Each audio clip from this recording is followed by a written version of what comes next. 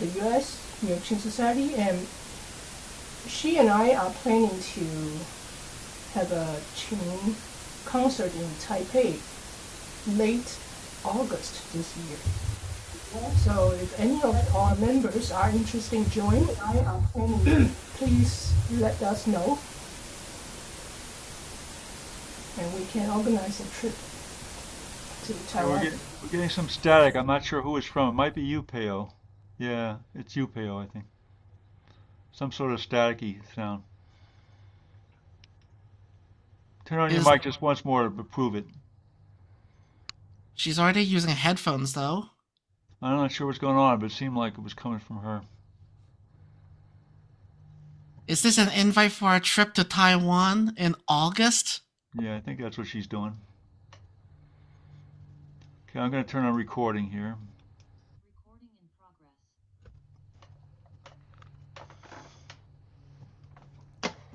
Very enticing Okay, offer. we're actually on. We're live. Everything's perfect. good. All right, everybody can hear me all right? So we are at time at 1:31 p.m. here in Pacific Standard Time. Well, thank you everybody for joining. I see a lot of familiar faces. All right, I will make Liu Laoshi's introduction. Good afternoon, dear friends across the world, and welcome to our first gathering of 2026. Today, we come together not just in fellowship, but to honor a living bridge to our shared heritage. We are profoundly honored to welcome a true master whose life has been dedicated to the soul of the guqin, Master呂培原. For over 7 decades, his hands have preserved melodies that span dynasties, and his heart has nurtured generations of players across continents. Having him with us today is like welcoming history itself into our digital hall, a history that continues to breathe, teach, and inspire. In the spirit of the new year, let us leave behind what has grown still and embrace the lively gallop of new beginnings. May the music shared today carry the heat of the fire horse, passionate, transformative, and boundless in its journey. To Master Liu, to all of our distinguished guests from around the globe, and to every one of you joining this circle, thank you. Let strings sound and let the year of the fire horse begin with resonance, connection, and beauty.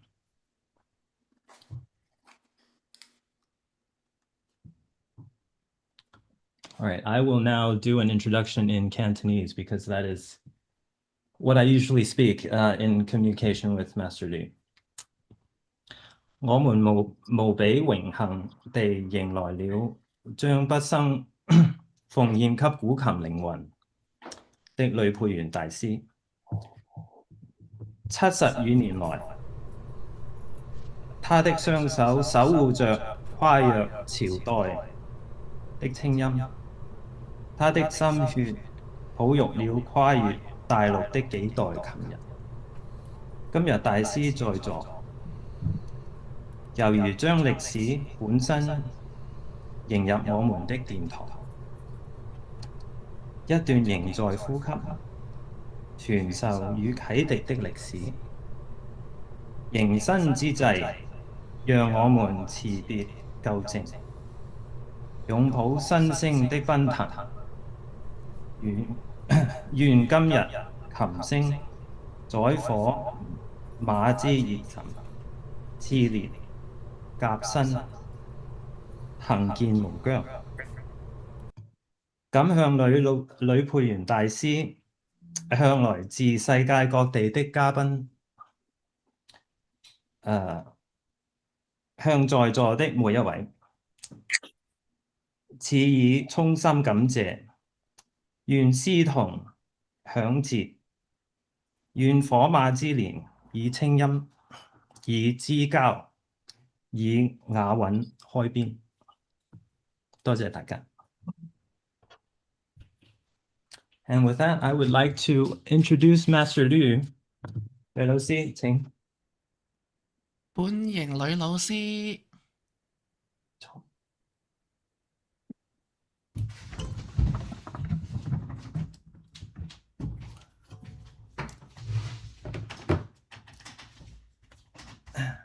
我睇唔到我自己啊，邊度？ Is he? Can he see 呢 himself? 度放大啲唔得。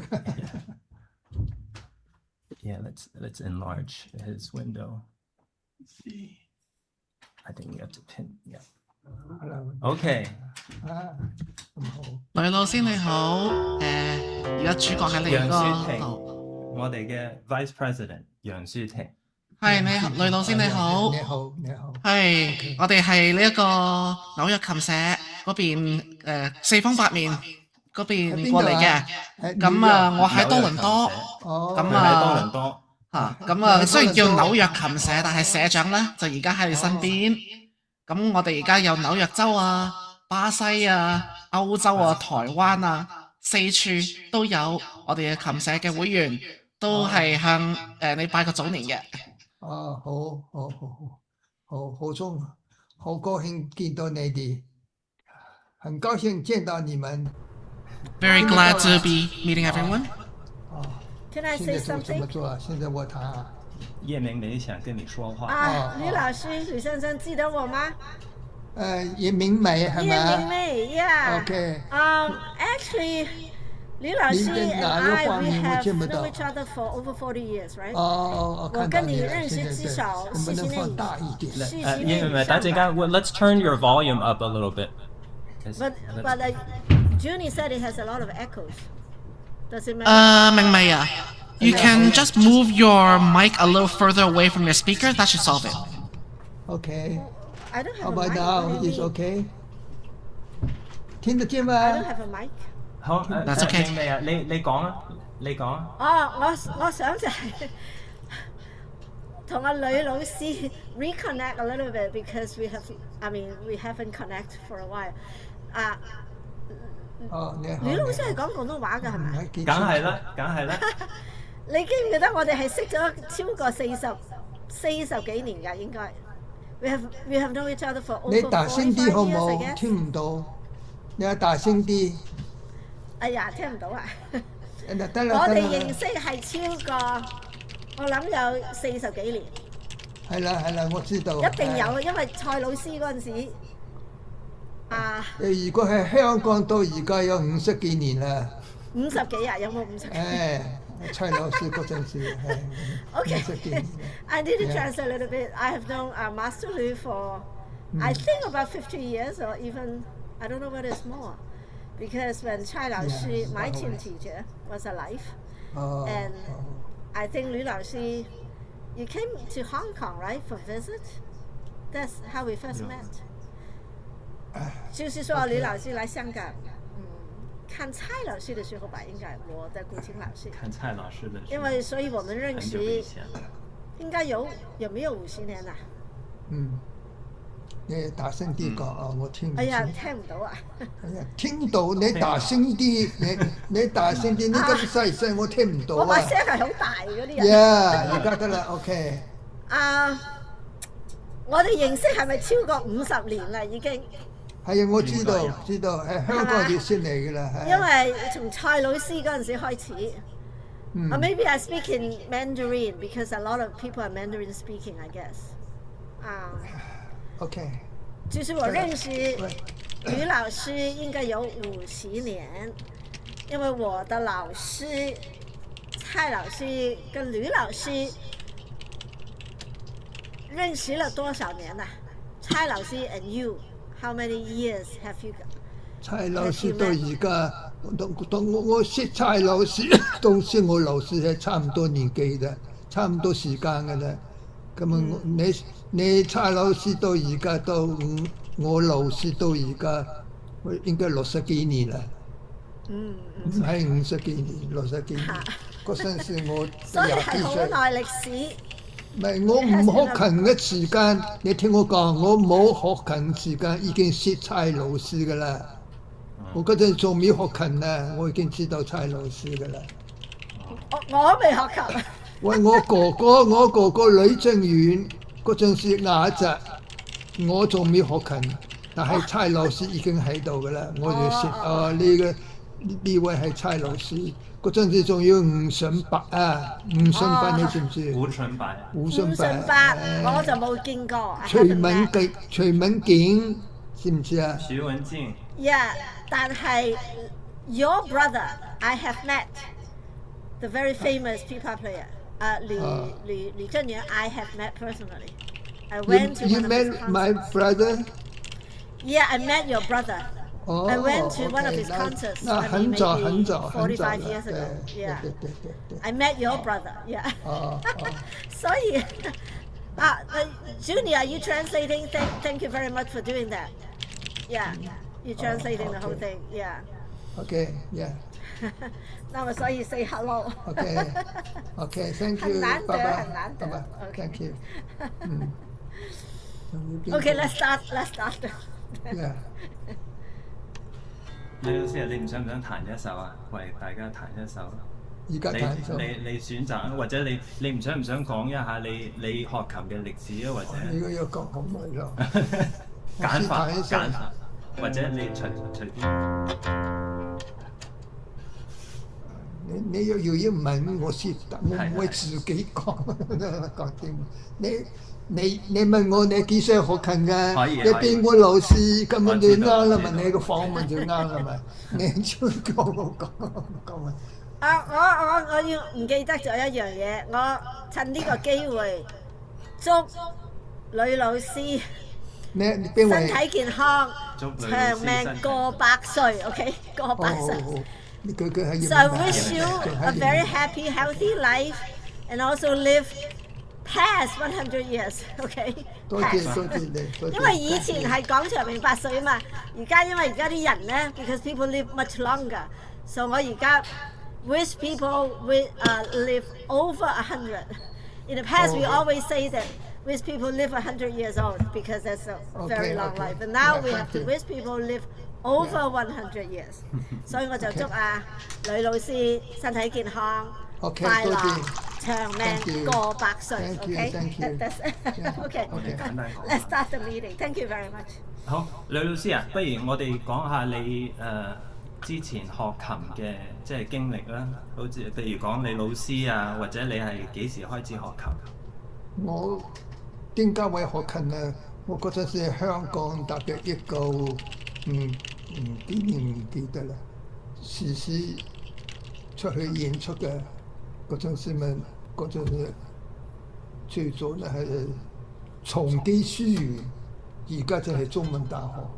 松基書院佢係中文大學個成績班嗰啲中樂演出嘅。咁啊嗰陣時咧，我打啦，咪蔡老師咪古琴，仲有一個推動小叫黃清平醫生，咁啊演出時間咧碰到吳老師聽我琵琶彈得好多，話你應該學古琴啊，你跟我也學古琴，咁啊我就跟咗吳老師。嗰陣時有兩個老師都請我跟做過，一個係蔡老師，一個係吳老師。個吳老師呢，俾佢搶咗啦。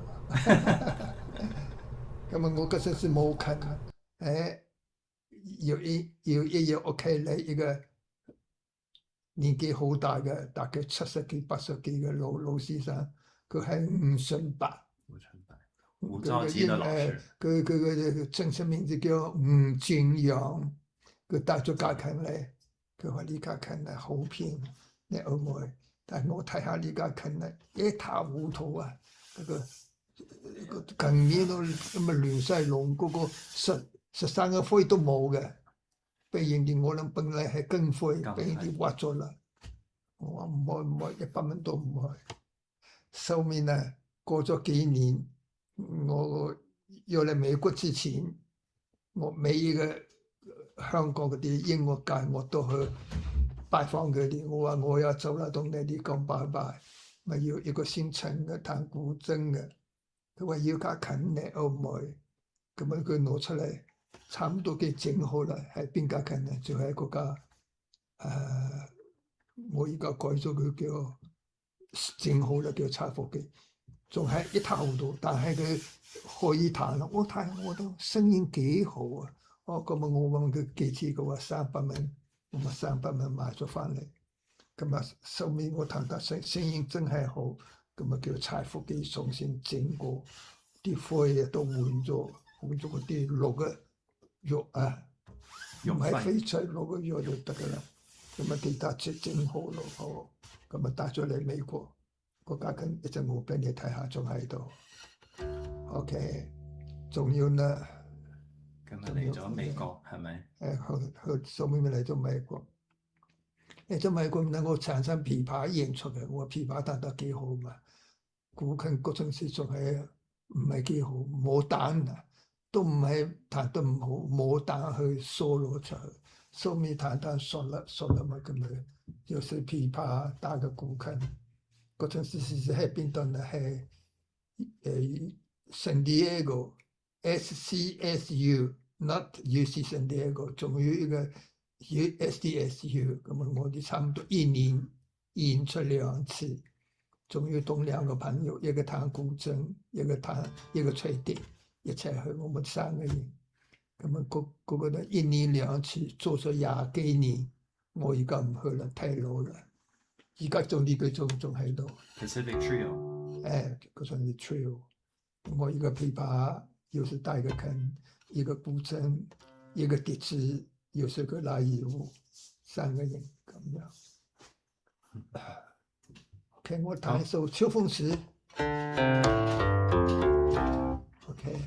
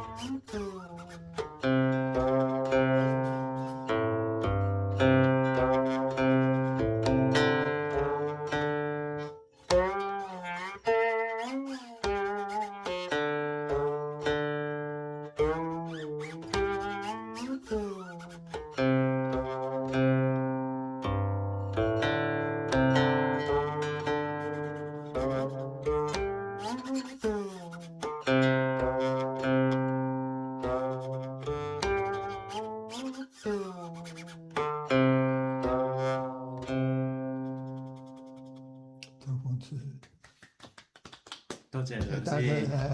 係彈一個都係美啱嘅啊，關山月。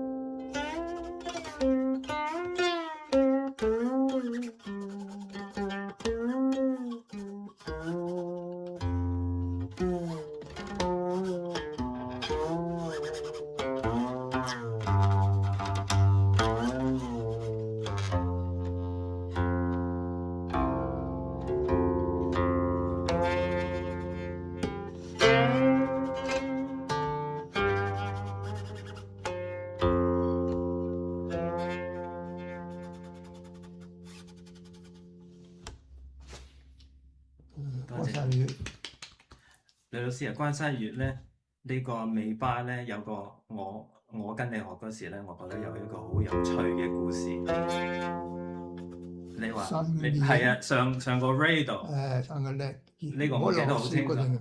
鋪上冇嘅，好似即係吳老師教嘅，或者佢成數上手上成數都幾好聽嘅。我而家彈呢首咧，我肯定會上去9揮嘅。誒彈首粵語唱嘛，係嘛？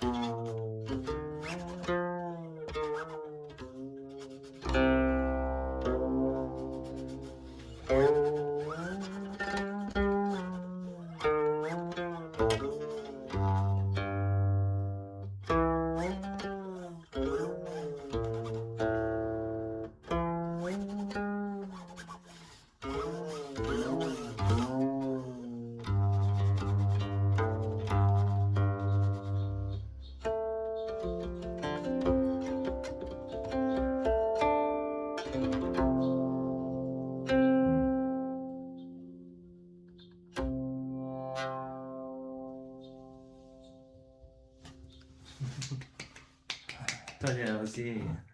你係彈數？我今日唔彈啦，我今日唔彈啦。Mark，do you want to play？ 你來 Alan 來了 Mark。请问那个是丝弦琴吗？這張琴是冰弦，這個 composite 的就是聾人冰弦。聋人的 ，OK。呂老師啊，你唔中意呢啲聾人冰弦啊？啊？你唔中意呢啲聾人冰弦啊？我都可以，但係你有換氣嚟，就好麻煩。你睇啦。我睇下先，我彈短嘅，我都係彈翻一首春詩啦，明代曲。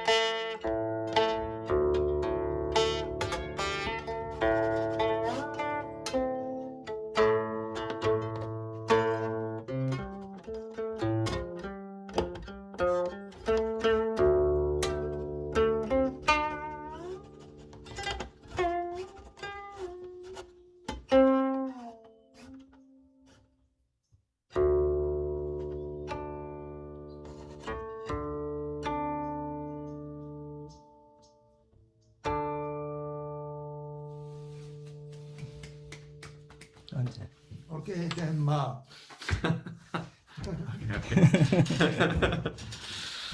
你坐喺你。你坐喺嗰度。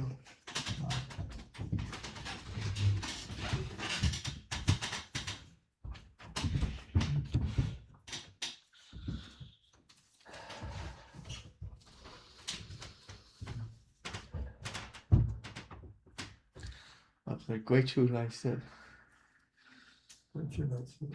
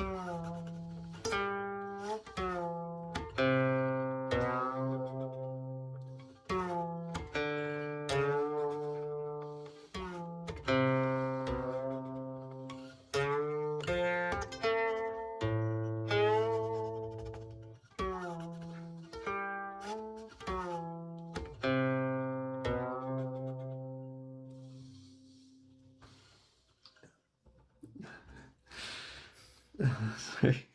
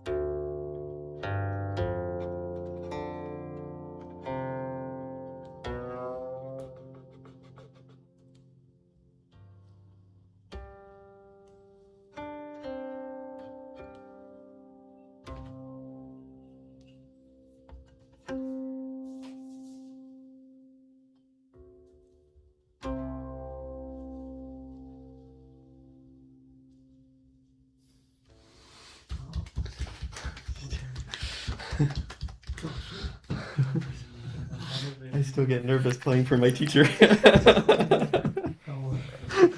Can we ask Master Lu give us advice on overcoming nervous? 呂老師啊，莊皮我問你，佢話點樣協場嘅問題？佢話協場咧有咩可以解決？咩嘅場？協場啊，即係怕演奏緊張啊。緊張的時候怎麼辦？沒有辦法解決，靠你自己。緊張。要熟練。那你彈熟了就不會緊張了。你不太熟，你彈了這個7層8層，你彈了120層，你就不會緊張了。了解。你，哎呀，我今天我是不是能夠過關？大概小心點可以過關的，一定緊張。我就一定過關，我有記得被120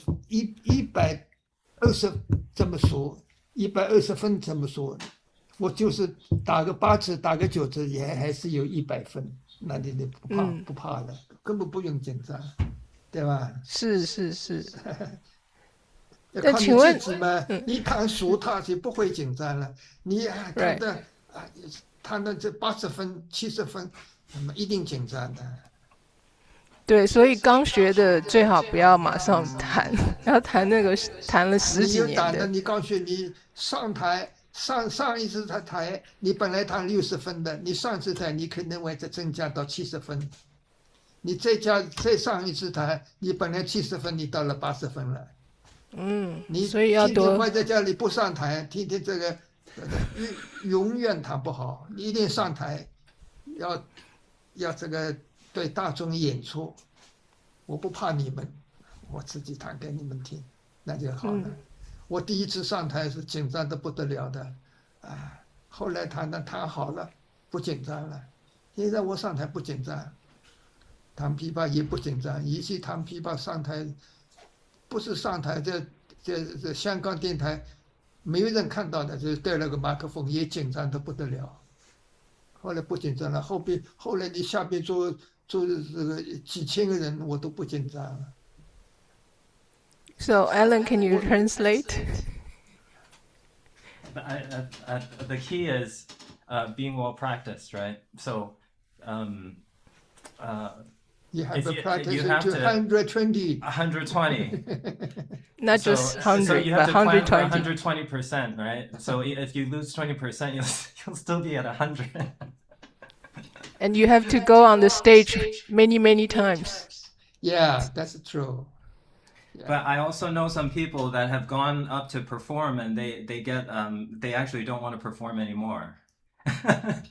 就放弃了，你知道吗？对，也有人这样的。对，不要放弃，不要放弃能够上台，哎，对，有机会上台就上台，是的，哎，当他没人就可以了嘛。然后当台下没人，你当台去想，你弹古琴，台下有多少人听得懂古琴啊？对不对？你弹钢琴就不同，大家差不多一般都会弹钢琴。你弹古琴，下边可能只有2-3个人懂，听过弹古琴，我这根本有看都没有见过，所以你不用怕，你弹好了，对吧？不怕。定係應該咁講啦，呂老師啊。哎，第一次上台越緊張越好，因為緊張完之後呢，第二次就冇下次啦，就唔會再緊張啦。各位，你唔會緊張都唔得噶。我記得我第一次上台好緊張嘅，好緊張。跟住之後就唔會啦嘛，緊張試過就。你第一次一定緊張，第二次好一點，第三次、第四次不緊張了，後來就不緊張了。不會緊張。So I was asking， 你難得上台一定緊張。我那個時候香港第一次上台，緊張得不得了，後來好了，沒事了。後來因為我自己的技巧什麼水準都高了很多，所以不緊張，後來就不緊張。尤其是一個人是有一點緊張，尤其是同這個樂隊一起，一點也不緊張，一點沒有緊張，沒有。呂老師啊，我今次咧諗到我第一次我係演出古琴嘅，我係同你一齊彈流水，係春雷嘅。係啊。我唔知道你唔記唔記得一嗰日？次流水，一次係道義。道義。兩次。第一次咧，我同埋你彈流水咧，我哋有默契，即係彈得一齊嘅，一致嘅。但係咧，我哋兩個人一個音係冇出過嘅。我唔知道你記唔記得？我係啊，即係漏咗一個音，但係我又漏，你又漏，同樣一個音。咁樣我就後台同你講，你唔知唔知我哋兩個人都漏咗一個音？佢話咧，咁即係等於冇錯。冇錯咯，係啊。因為第一個音你錯，第一句或者你帶咗第二句，咁我知道你搞錯啦，所以我第二句我就跟住你一齊彈啦，所以唔係錯，呢個係我嘅本事。你嘅本事。當噠噠啲噠噠噠，當噠噠啲噠噠啲，好似邊度？嗱，我試試看啦，我彈流水試試下啊，喺邊度我唔記得啦。這個都慢。這裡要摸一摸，勾住了。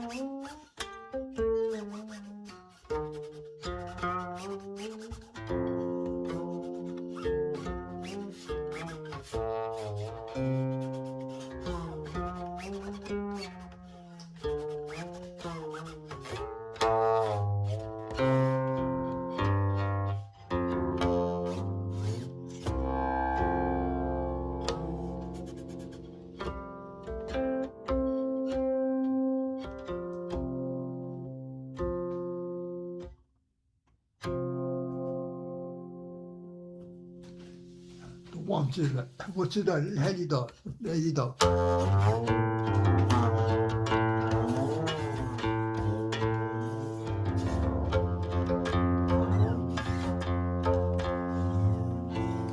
我覺得可能係一個插起，哎好像我們兩個人這個插起都沒有出來，都沒有聲音。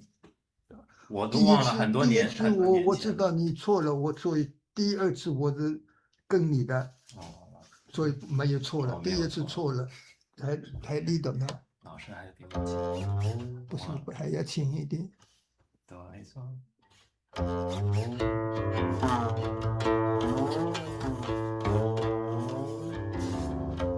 不是这里还要轻一点点的往后，哎，慢慢找出来。我知道，我还謝謝记得老師我知道知道。吕老师，马克，你这个琴有多老了？这个琴，嗯，我来美国多久啊？1973年才复去做的。哦，那么到现在，它的做成可能是1972年做成的。它这块木头是桐木，梧桐木。这个它放在屋顶，他说放了3年，每年放一次，下雨、太阳，它都放在屋顶，放了3年替我做的这个琴，嗯，不是很老了。 1972，这是桐木，梧桐木，嗯。睇下呢個睇下背後春雷啊，春雷係咪？佢有個春雷刻咗名，我自己你自己刻的刻的，哎，这个春雷，自己刻的春这是雷我刻的春雷。 Spring Thunder。可以看近一点吗？ 1973, how long? How old? 73, 50 years old. 嗯，可以 Almost 50呀，看看春雷。哦，吕老師自己刻的，也是自己写的。自己寫的，自己刻的。或者我还有叫苗春雷，我将个苗子拿到这个春雷，我给你看，这个苗春雷还在我私墨的。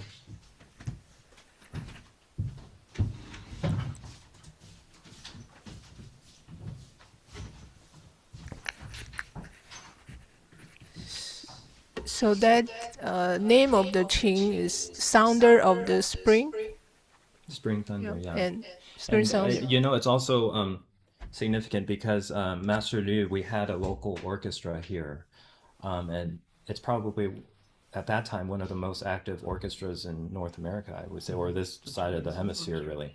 The Spring Thunder Chinese Orchestra, and he was the director, and of course he did conducting as well for many years. And that's how I met Master Liu, actually, because I was playing erhu. And I had told my friend Kathy Wang that I wanted to learn guqin. And so she said, oh, our resident pipa master also plays guqin. And then so that's actually how I came about meeting Master Liu. When was that? And that must have been about over 20 years ago, 25? Oh, almost 25 years, actually. It was around 2000, I believe. 2002, 2003. That I sought Master Liu out. Yeah, it's here. Oh, I think Master Liu is coming with his other chin to show us. 有唱的。春雷，我就用这2个字靠背下来，这个苗春雷，这是我私墨的。 哦，西蒙。这个大概是明琴还不是清琴，这是清琴，我都那个弹过。清球的。 Qing Dynasty qing. 弦断的 So this chin, I remember playing for a while. So this chin is actually a late Qing Dynasty chin, and this belonged to Wu Zhonghan's wife. So it was Shimu's chin. Qing Dynasty chin. 妙春雷. Yeah. So how to translate English? 妙 How would you? Miao is It's very hard very hard to to translate. translate. Right? Like interesting spring sounder. 都是蔡夫子修过了，所以这个气很好。我這個得閒我同你再上翻譯，你多個想我法？可以同你上翻譯。不用了，呢個設幾好啊！即唔係係想延啊，我斷咗條想移弦。哦，你唔使上，你拉落少少，因為佢斷喺嗰度嘅，哦，喺呢度斷。可以係哦，喺呢度接翻嘅。係啦，接翻。 That's metal line on string. Yeah, this is metal nylon chin. Yeah. A very, very loud chin. I was expecting it to be like really thin sound or like really No, this is gentle, pretty but soft. no, that was metallic.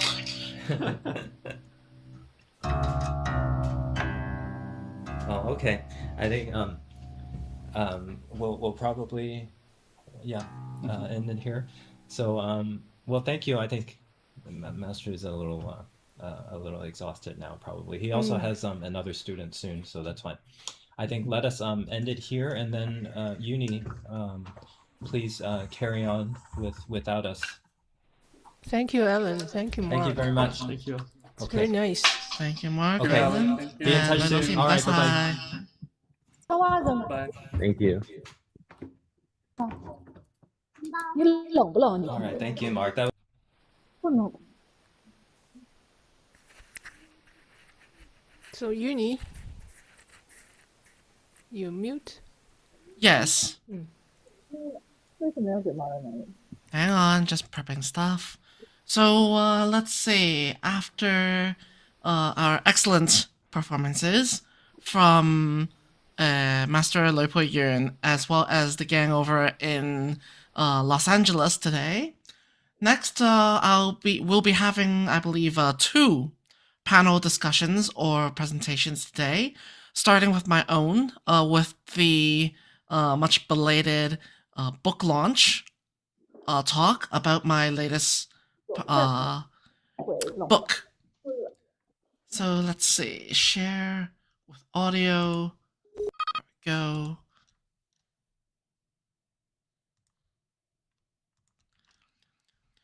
So I wanted to talk with everyone with my new book, the translation of Kingaku Hakki, or the elucidations on the study of the Qin.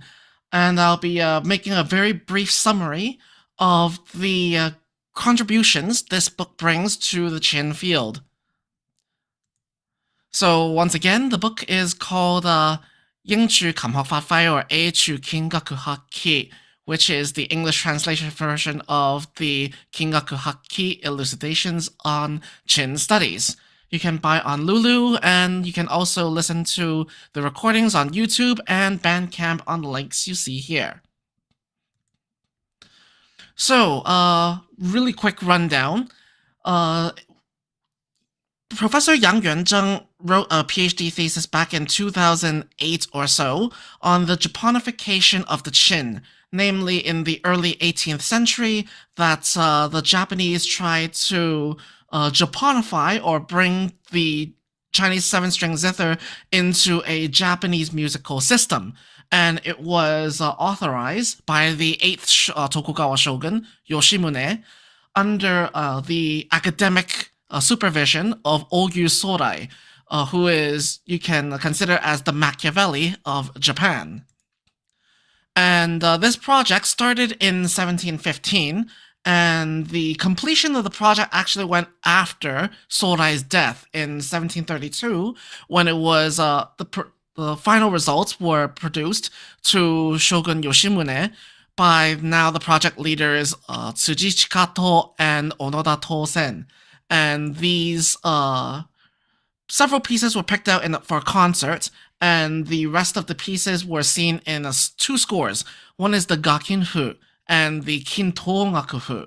So as you can see from the titles of these books, you can see that is a score for togaku, or tongue music, which at the time was the name for the music that was brought over from China. And the music was from various different places, and it formed later on what we now call gagaku, or the court music of Japan. The music that was adapted for Tokugawa Yoshimune at the time focused on imitating Chinese yayue, or court music style in China. So a lot of the pieces there used a pattern of zhengyin hetong, which on the Qin meant basic open strings, matching the same pitch with your pressed note, the open string of the matching note, and then played together. So in that pattern. So here's a comparison of the same piece. Here I use guqin or 合欢言, which its formal title is the ji or the Q section of Taiping Yue or Taihei Raku. On the left is Gakyoku Kinfu, the official Tokugawa project. It's using Huangzhong tuning, so slack and string 3. But then here you can see the first string is string 3 here, and then it's just a bunch of matching sounds. You'll get to hear the first line of that in a recording I'm going to play in a bit. And on the right is Kingaku Hakki, the Yamagata Daini version of it. It looks completely different. It's a lot shorter, first of all. It does not have the sheng or the shou score beside the guqin score, because it uses, rather than the reed organ sheng, it uses the line from the ryuteki or the di in the gagaku ensemble. And these two instruments actually play different things. So the result is a passage of music that sounds completely different because they have a completely different melody line. What's more, the Kingaku Hakki version for this piece uses a string tuning that has no equivalent in any of the Chinese repertoire or any of the Chinese knowledge, because it uses a tuning that produces on open strings a ryo scale, which does not exist in Chinese tuning. I'll explain this in a bit. First of all, let's take a look at the recording of this. First, I'll present to you a game of Broken Telephone, a comparative version of the same piece on ensemble from China and Japan first. This is the Chinese restored version.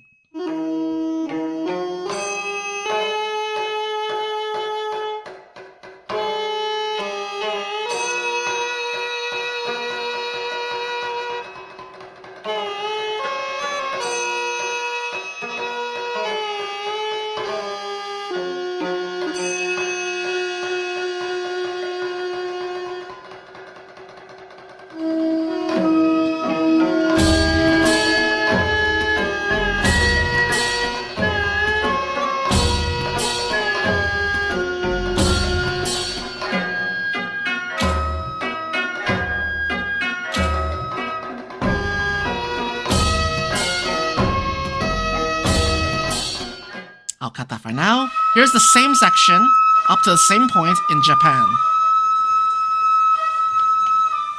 The instrument you're listening to is the teki, the di, the flute. This is the line that's used in the Yamagata version.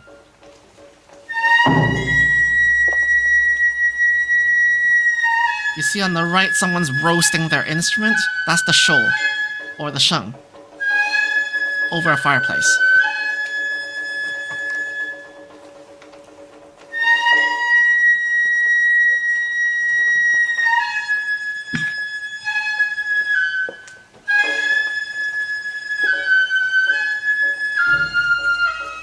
The official music from this earlier version comes in now.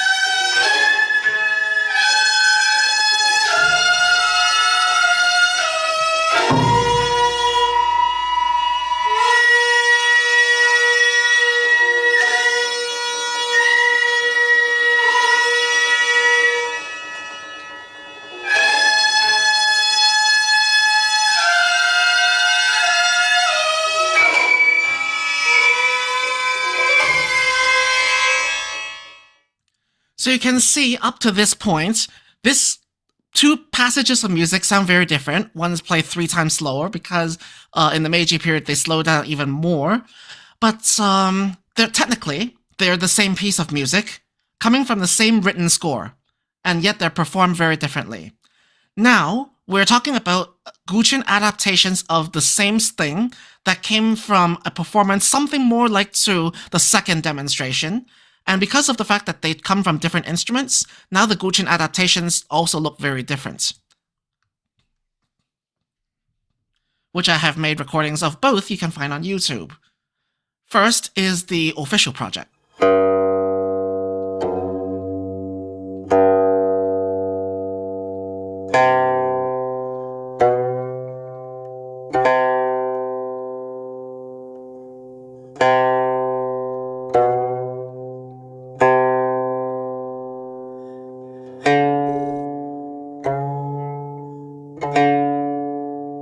It just sounds like background drones, doesn't it?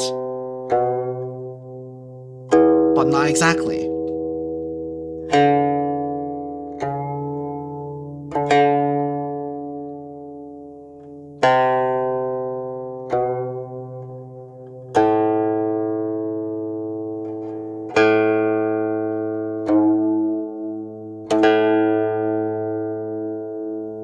Again, you can watch the whole thing on YouTube. Here's the Yamagata version and how it begins.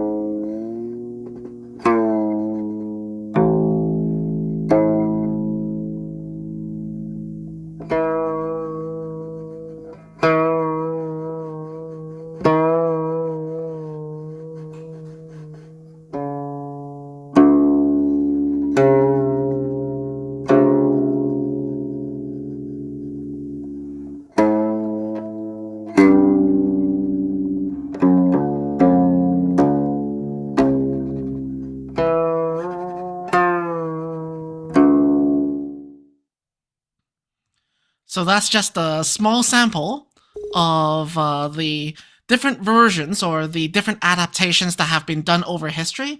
The hard part is, how do you make sense of seemingly very distinct, very different looking sources and still draw the connections between them?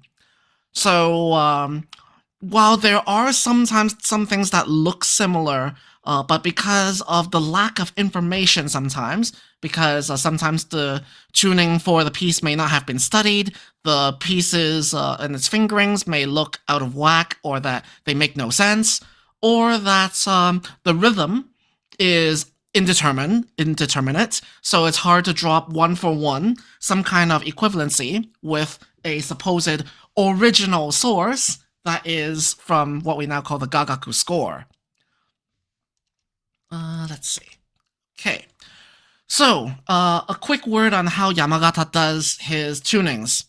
As you know, the chin has 7 strings, and most of the time we tune them pentatonically, which is the first line. So we have gong, shang, jue, zhi, yu, 1, 2, 3, 5, 6, do, re, mi, sol, la, right? And then we have a repeat in order to complete the cycle in the tuning system.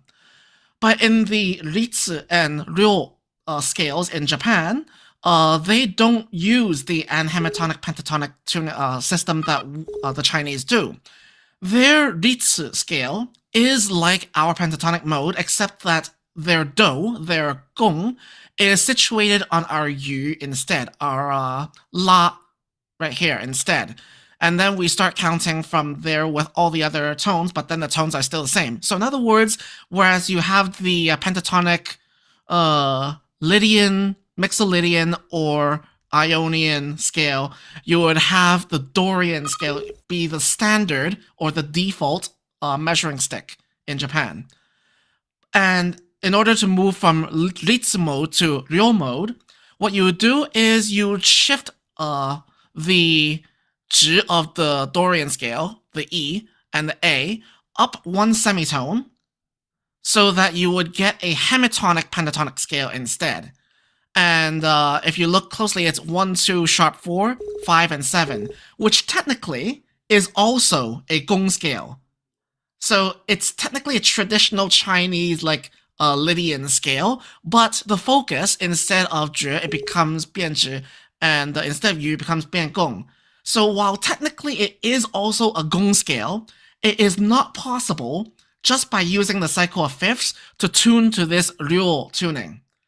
This is why the tuning system in Yamagata system is so new, because it borrows the tuning system that is used from the zheng, the Japanese so, or the so no koto, and it becomes a new form of series of tunings instead. So here is a video on some of the tunings that are being played in this book.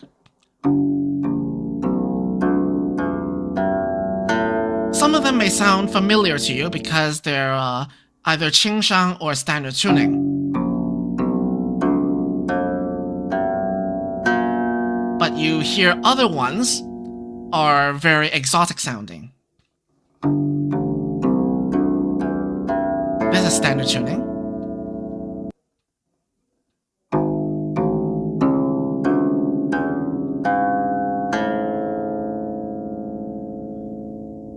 Okay, and the second feature.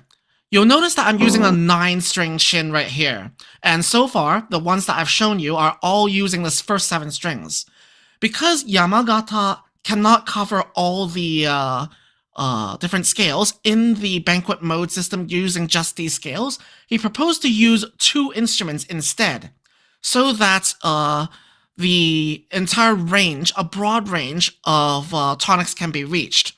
So he proposed using 2 instruments spaced a perfect fourth apart, and then you would have the 4 different modes be tuned onto it.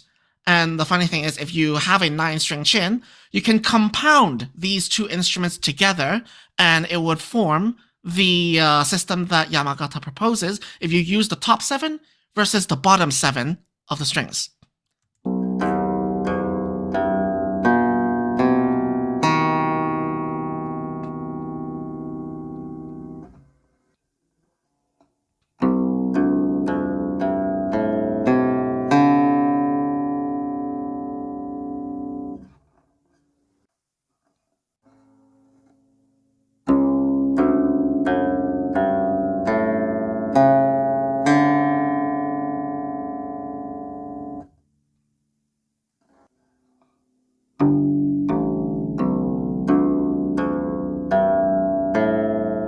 And then there are also external tunings reflecting the Eda Choshi in the Japanese system, because they have boiled down to using only 6. The ones that don't conform to the 6 are considered alternative modes, or Eda Choshi.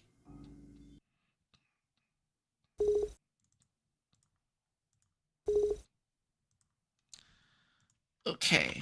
So here's another way of quickly taking a look at it. So we're all familiar with the table on the left. This is your 5 tones or 5 mode system used in your guqin tuning.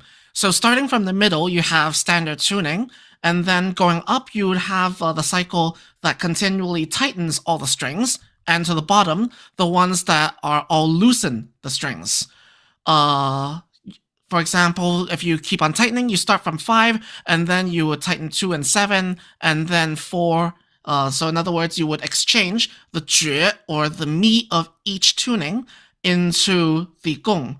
And for the loosening cycle, you start from loosening 3rd string, then 1 and 6, and then 4, and so on. This is the loosening cycle of replacing your gong, sorry, your zhi into the gong.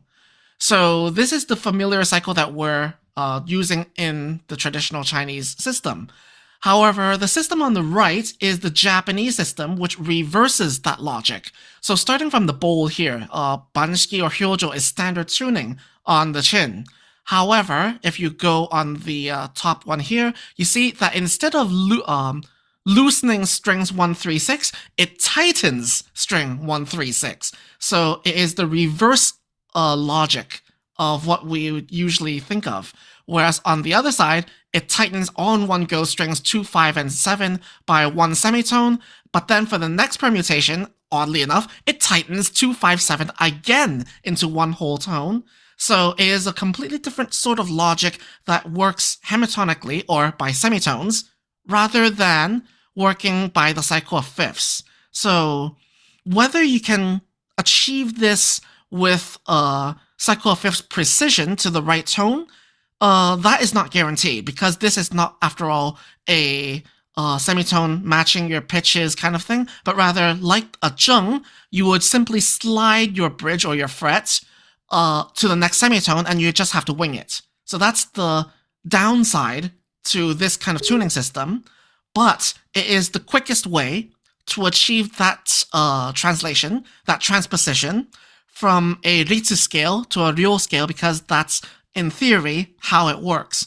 So the Japanese system, in order to reach its own characteristic, forgoes some of that temperamental precision, but that is the unique aspect that's been brought through to the nature of Japanese music itself, and Yamagata Daini is the first one to have made this explicit and demonstrating it using a guqin, an instrument known for expressing precision as to how our scale or our mode and each note within it is presented. So through this very Confucian and Chinese platform, he has explained how Japanese music works.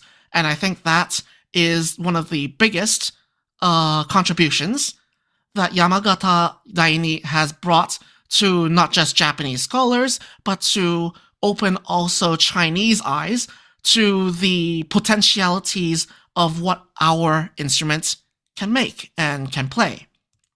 So that's my very brief explanation on what Yamagata Daini's research, which unfortunately was cut short and buried because of his untimely demise by execution, actually brought to our field. And I'm glad that I'm able to bring this knowledge out in the open again, and hopefully some composers in the future can bring this of use to produce either traditional Japanese music on the instrument, again with much more ease and a much more natural environment for Japanese musicians to make, or to create something new and exotically unique for us to listen in the future.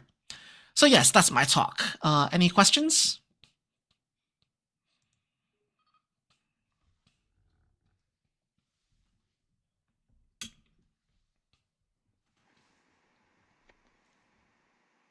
I'll just ask not really a question, but I'm just going to say thanks for laying all that out. I'm going to go back later and look through those scales and see what I can do with it on the guitar. Anyway. If anyone wants to have like if you can spare like 2 minutes, I can play a short piece and let everyone have an idea of what these unique tunings can do. Everyone up for something to listen to? Like 2 minutes? Okay, I'll share again.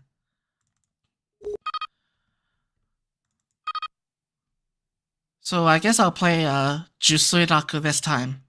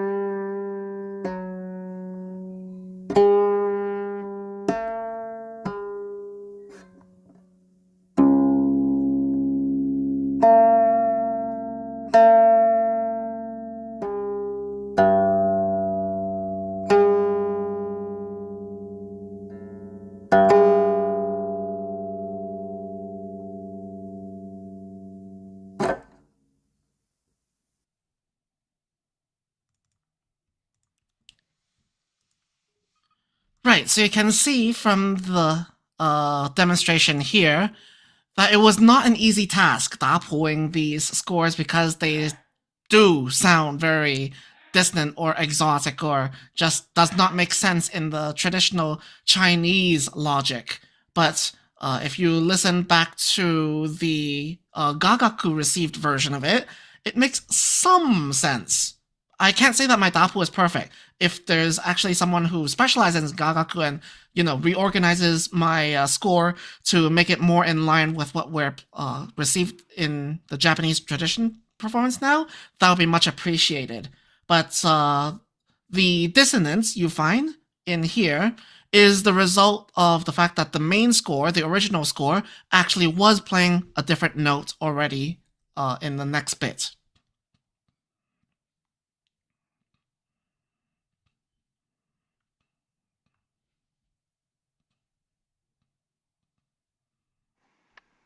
I'll just add in again that while it is very dissonant and unusual, to me it sounds like when I hear teachers or musicians that especially do music scores and they talk about questions and answers, and it's like there's a lot of sort of questions in this sound.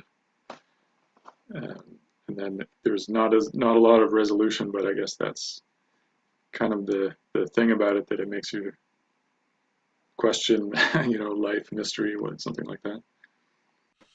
There is one thing I do discuss in my book, however, is that the version of Eitenraku, Yue Dian Yue, which is repertoire number 1 in this book, because of the fact that the author had a paper copy of the score and transcribed it that way, there are a lot more perfect cadences and chords in there. It sounds more like a typical guqin melody. However, the subsequent 9 pieces, of which you just heard number 4, they were ear transcribed from somewhere else. So either from the Ateki line from a Gagaku score, or that he actually went to listen to Gagaku being performed, and then he transcribed by ear or by memory. And there's a certain quality, you can call it loss, or he's trying to bring out the fact that at the time when he listened to it in the 18th century, Gagaku was played in a way that, of course, we can now still hear as well, is that when they play perfect octaves, they actually play a 7th, but then the 7th at the matching sound slides up to a perfect at the very last second. They intentionally do this because it is a decorative note for them. But to most outsider listeners, they would think that, oh, you matched a very, very long major 7th instead, which sort of sounds unsteady until the very last second. And he captured this right in the score. That kind of makes sense to me too, because a lot of Japanese music uses basically the Locrian scale, which starts from the 7th degree. So I don't know if that's related, but it's something. Actually, that makes total sense, because if you look back here on the whole scale thing again, if you shift the real scale so that your, let's see, if your 变宫 right here is shifted to 清商 right here, you would get the same distances, right? So by comparison, your 例次 scale from the real scale is technically the same, except that it's shifted down 1 semitone. So it's still pentatonic, but then the relationship between Ritsu and Ryo is 1 semitone off. And that's what actually makes it, the Japanese major and the Japanese minor. So the fact that they have a major-minor relationship, whereas the Chinese don't. We have a pentatonic relationship where each tone of the first 5 tones of the key can make its own scale, of which the gong, shang, and zhi are the same. It's a very different language in a way. But the fact that the Chinese have taught the Japanese using this system, they're sort of forced, or at least the Edo Confucian scholars are forced to describe the Japanese system from a very Chinese perspective, which in a way enlightens us a lot about what pentatonism is in our sense, but then brings up something that's also pentatonic, but yet in a very non-standard way. I think that this would actually help a lot in illuminating, the distinct features of what comparative dialogue between these two cultures would mean. And especially so in a sense that because both our traditions are so heavily influenced by a Western music theory today, that it helps for us to bring back the language for us to converse in a native dialogue.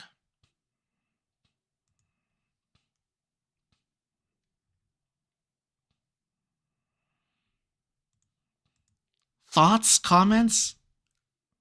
If not questions? I'm just thinking a little bit, I'm no expert on Japanese music, although it's really the first Asian music I heard, long, long ago in the 50s and 60s. But, my impression is there's a lot of silence. And guqin, we have a little bit less silence. Do you have any comments on that type of idea? It depends on what tradition of Japanese music you're talking about. A lot of what we now call Japanese music is actually Japanese folk music, and especially ones that came out from the Edo period in the 18th century onward. And those stuff like Qing Dynasty opera or Cantonese folk music or Jiangnan Suzhu, they're very lively, they're very busy. You can't imagine, for example, Tsugaru Shamisen to be very quiet. It's all riffs. But then Gagaku at the same time, unless you're looking at a zheng or sonokoto solo, I wouldn't call that empty either, because you would have all these spaces filled with the woodwinds. But the question is, how do you make sense when you listen to Japanese gagaku? A lot of times people accept for granted, all the dissonant sounds and the weird intervals it gives. And in the study of this, and the fact that now we have historically informed restoration, or at least they try to, of Tang music, Togaku, thanks to Professor Stephen Nelson and many others, and a bunch of teams in China. Thanks to them, we have the recording of the first passage of music in the comparison video. There's a filter they give us that, since they're reading the same score, how is it that the Chinese score are able to give us this very lively bit of music with perfectly anhemitonic pentatonic sounds, but yet the Japanese one is very different? So in the process of restoring Chinese logic, which is very culturally appropriative, some question, it's a way of, you learn to build a filter for yourself. Like when the Japanese play something like this, I have to parse it in a way like this so that maybe in the Chinese performer's hands, they would be played in this note instead. And of course, everything would be played 3 times faster. So in the process of writing this book, I had to delude myself into building this filter in my brain. Which I can't say it's perfect, and I can't say that's a very recommended way of, viewing Japanese music, because they developed over the past 1500 years this whole distinction that makes them Japanese, and now I'm undoing all their work. But then that may be a way to interpret how these scores, may have changed. According to what I read from like Lawrence Picken and Steve Nelson, the change happened in Japan because the court musicians who started out as educated people who could read music became more lower class, and they were using their memories. And that's when the music really changed, because they just slowed it down to try to remember it, and then they gradually added more and more ornamentation, and that became the melody. Mm-hmm. I don't know whether it's been accepted totally, but that was their argument. Mm-hmm. Well, at least in the 18th century, when Yamagata and the Edo shogunate was trying to restore authentic Chinese music, aka Japanese gagaku, into the state orthodoxy, the people who played gagaku were split in like 3 places. One is in the temples of Nara and Osaka, to which, of course, you can still see them today. The other one is in the Kyoto Imperial Palace with the emperor. And then finally, the shogunate also prepped their own troupe in Edo, which is nowadays Tokyo. And if you look at where all the official government-sponsored gagaku troops are in Japan today, they're in the same place.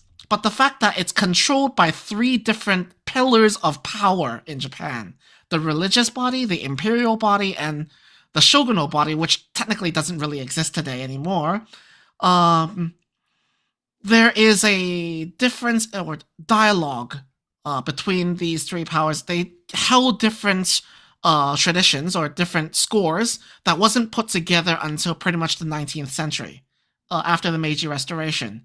And the Meiji Restoration brought together a whole, national arts project, which unified their system into what we see today. So we always have to be very careful when we're dealing with looking at modern recordings and calling that the thing that we have always heard or seen as in the past. So we have to be mindful of these changes as well. But you're right. They call themselves learned, but they're oftentimes blind to the fact that these things may have lost their tradition or been significantly altered as a result of times of especially disunion and strife.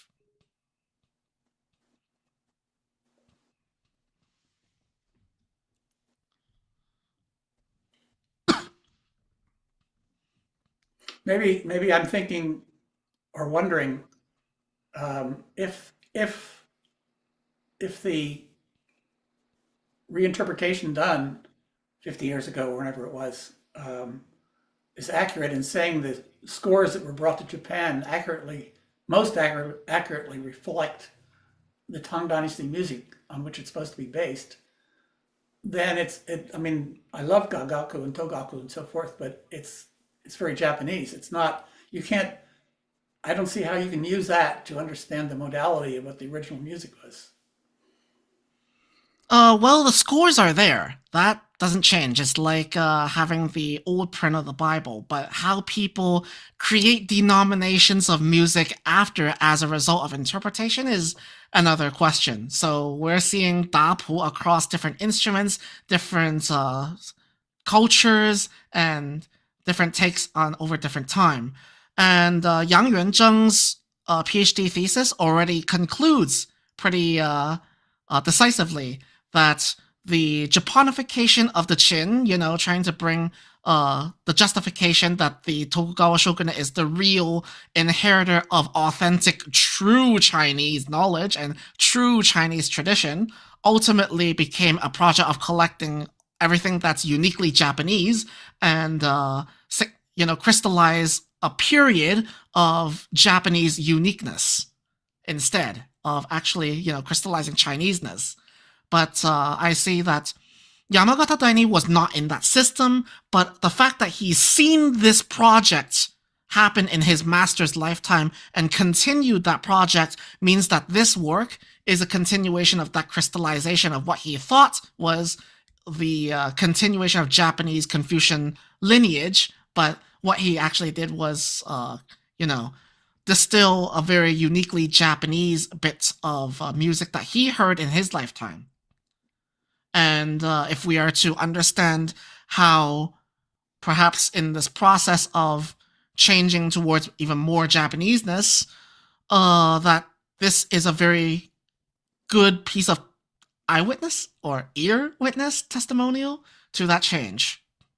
And I think that the Japanese Chin world today is doing themselves a disservice by not looking into these sources that are very unique and at first sight make no sense, because this music was, sort of repressed, and instead they were playing stuff that sounds more familiar to them. But a lot more can be found in their book stacks. This is just the beginning. I mean, originally, it's just 32 pages of text. I have expanded it into 120.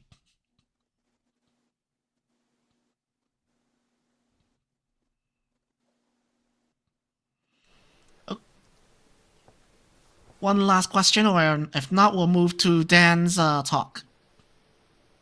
Thank you, Uni.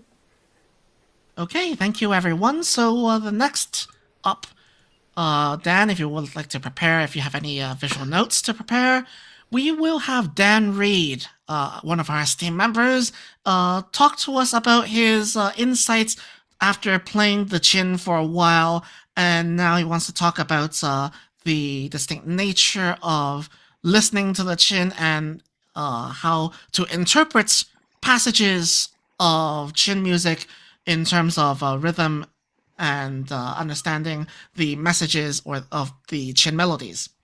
Up to you, Dan. Thank you, Junie, and thanks for your presentation. Thanks everyone for having me, distinguished guests. And I also just wanted to make a quick note that Yuen Shencheng he was the first video that I learned guqin song from when I got my Chin. I was looking for songs to learn before I found a teacher, and I was like, oh, this version of Yuchia Wenda was the first one I tried to learn. So when I saw we were having him on, I was like, oh, great. Anyway, so I'm gonna share a screen. And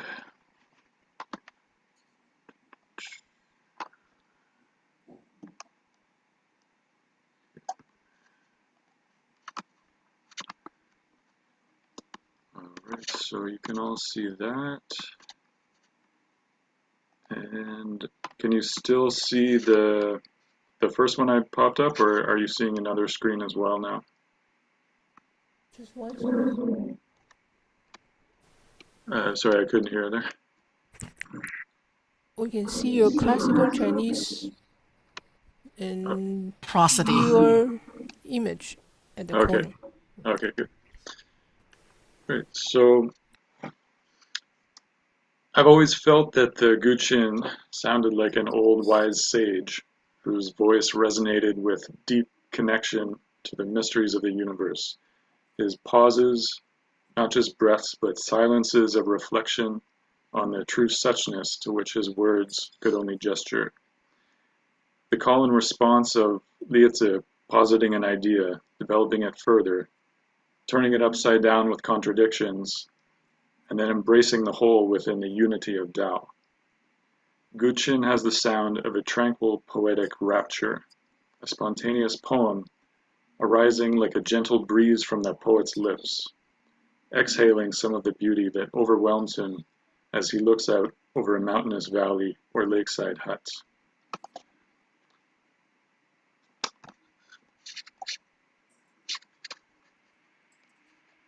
So the language of the sage's speech or poem is that recited by the literati of the day, classical Chinese. Every music reflects the language of its cultural origin. The flurry of tabla drums reflects the long multisyllabic languages of India. Jazz music sounds like a conversation in African American vernacular English. The guqin music sounds like a recitation of poetic or philosophical classics from dynastic China. These aspects of speech that find their way into music are called prosody. The melodic, rhythmic, and intonational aspects of speech that convey meaning, emotion, and structure beyond that of the words. So some unique features of classical Chinese prosody include its almost exclusively monosyllabic words, combined with minimal articles that allow for complete ideas in very few syllable beats. Further, the symbolic quality and usage of Chinese terms and characters imbues them with a broad sense of connected meaning. The word order in classical Chinese may also influence how a composer imagines the music as spoken language. For example, the first word or note of a phrase can be a place, such as a valley, mountain, or shore, and the note can reflect this sense of place. Subject, pronouns, or names can be omitted, sometimes making the first note a verb. The fact that one is playing notes rather than speaking words, however, means that the words don't have to make sense, and one can simply imagine any type of word spoken to conjure a feeling, place, person, philosophical idea, etc. And this is not to say that every note corresponds to a word.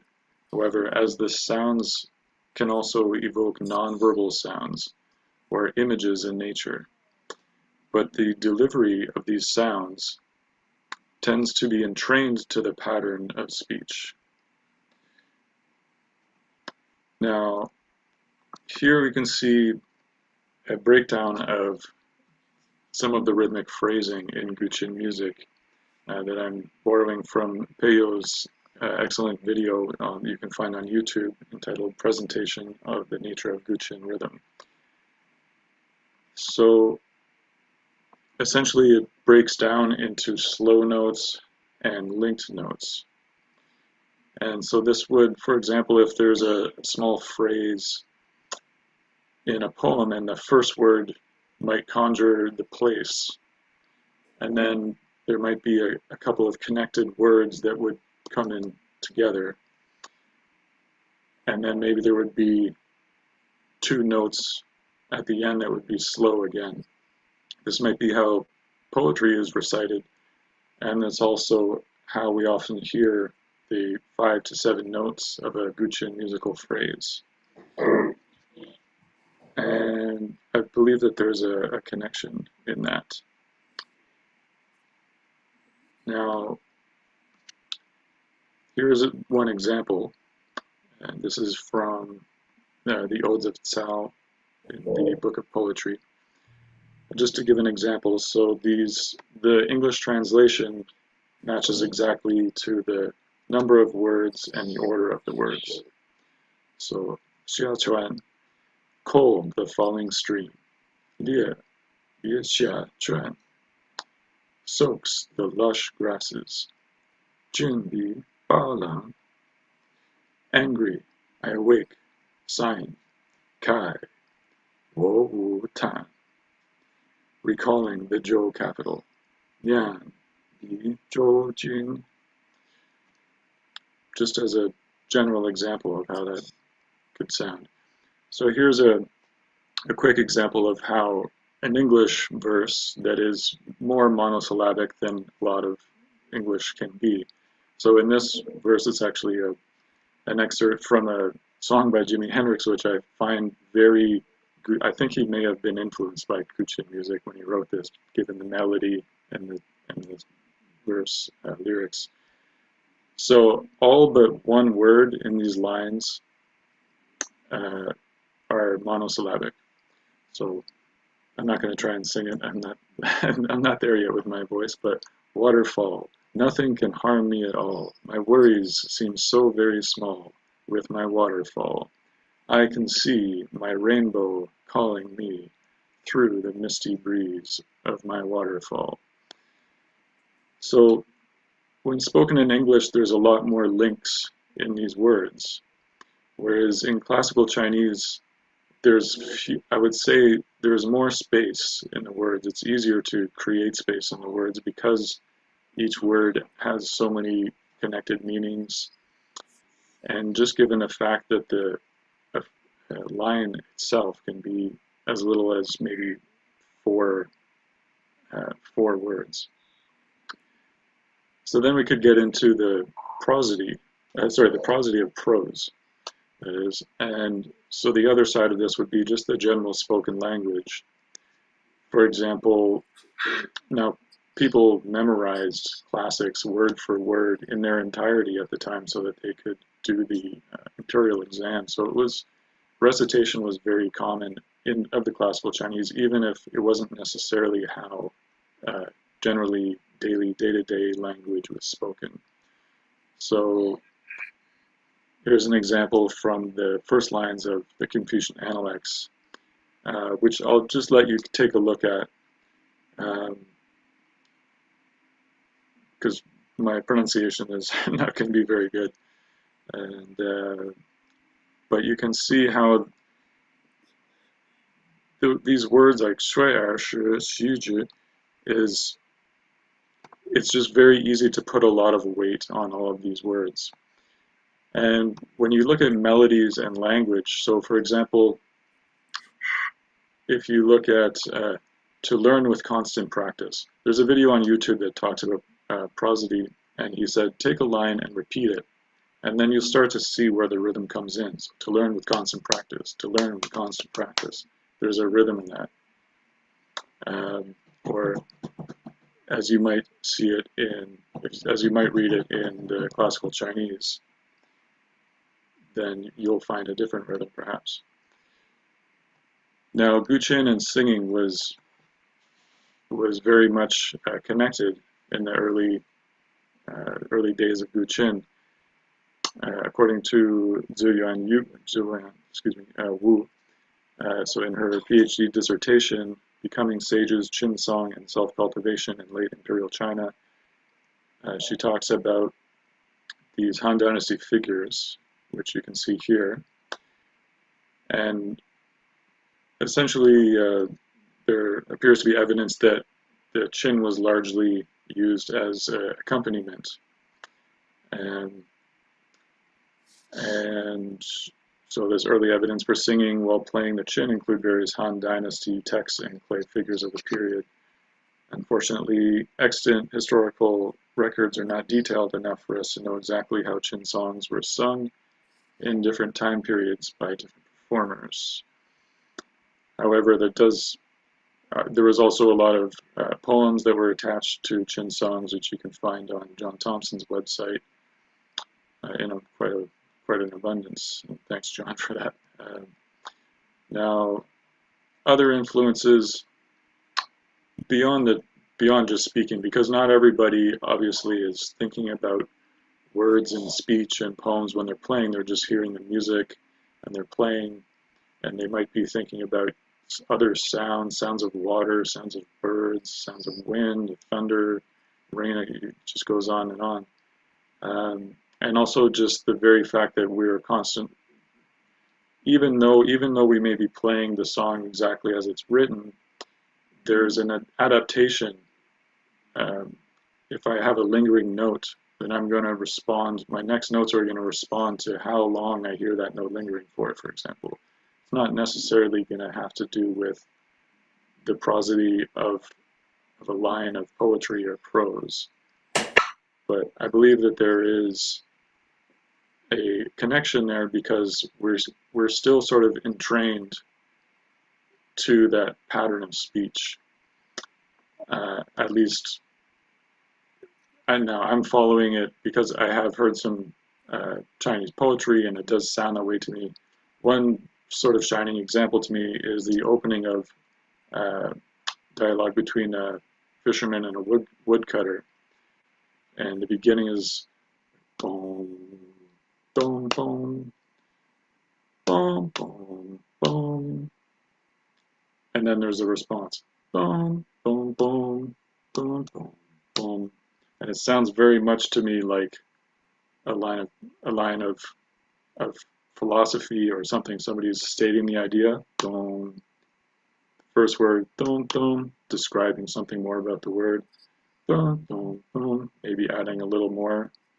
And then sort of analyzing that now from another perspective, almost reversing the phrase. Dun, dun, dun, dun, dun, dun. Now, so some of these elements of phrasing that are common throughout most musics. So there's, of course, the call and response. Usually a question ends with a higher note, and then the response comes back with ends on a lower note, because a question, you usually ask a question. What do you think of this? I think it's pretty good. So it usually goes up and down. And then resolution, so of course the phrase moves towards its resolution point. Then you've got phrases that can turn into sentences, that can turn into paragraphs, that can create an entire idea, so everything can be sort of linked. A phrase might just be 7 notes, but then those 7 notes could have another 7 notes attached to them, which creates sort of a sentence, and then all of that you can have another series of those that might feel like a paragraph of an idea. And so you've got statements and sentences, and then there's forward motion. So Hal Galper, who is a jazz musician and educator who we lost fairly recently, is an excellent, if you want to learn about jazz improvisation and playing with other musicians, I highly recommend some of the videos you can find or books of his. And so he talks about forward motion, which is essentially the sense that your phrases are leading somewhere and that there's a connection, especially with improvisation. That's something to be aware of, that having some sense of repetition helps with this, to get the sense that the phrase is stated, somewhat repeated with a bit of a change, and then it just makes it feel like they're talking about a coherent idea rather than a bunch of sort of random point form things like that are just hodgepodged around. And then also, so lastly, is the sense of symmetry in early Chinese culture, which I believe was going to be largely influenced by the I Ching. And if you look at the way that the I Ching trigrams are presented, for example, in the King Wen sequence, they're essentially flipped upside down, as you can see in the series on the bottom there. So there's the top trigram there being the 3 lines. So that's the lake trigram above the thunder trigram, and then the next one in the sequence, so that would be 17, the next one is 18. So that's following is lake over thunder. I don't remember why that's following right now, and then that goes to degeneration, which is now just flip that upside down. So now that thunder becomes mountain and the lake becomes wind on the bottom, and then it continues in this sequence of creating this symmetry. And so when I listen to guqin phrases and the way that they create this sort of paragraphs and the melodies in total, there is this sense of symmetry to me, and having a phrase and then kind of playing it upside down and then adding to it in a slightly different but symmetrical way. And you hear this a lot in, for example, Mozart's music as well.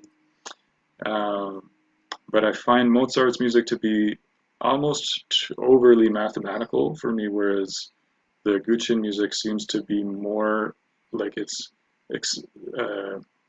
going through an idea and sort of pulling out that idea more like you would hear in a philosophical text like a Zhuangzi, for example, where he looks at an idea and starts to pick it apart and turn it upside down and find a resolution and find the contradictions, and like I was saying at the beginning, and then seeing how everything fits together in this sort of unity of Tao. And so that's essentially what my thoughts were that I wanted to share with you all.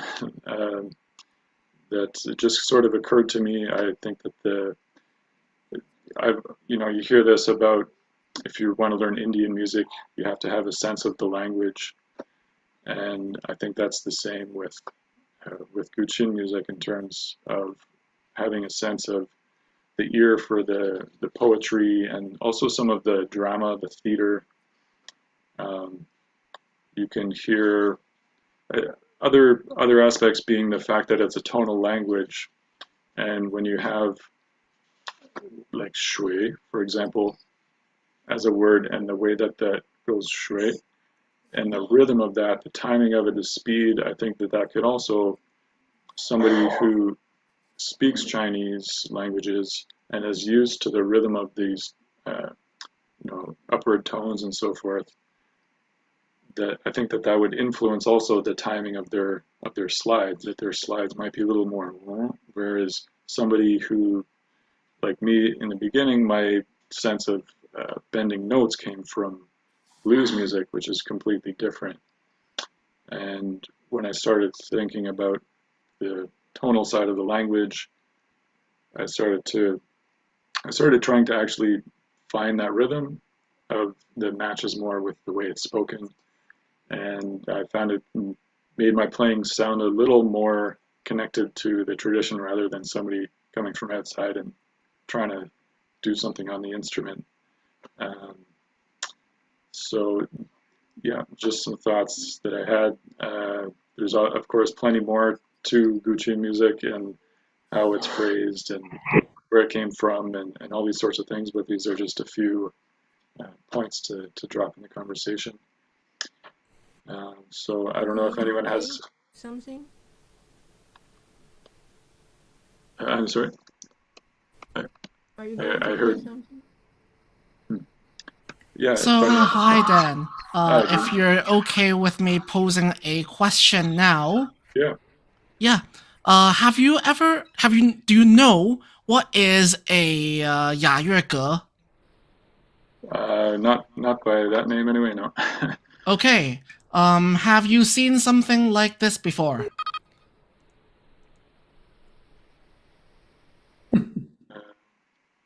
I don't see if you're sharing something. I'll stop sharing this. Oh, sorry.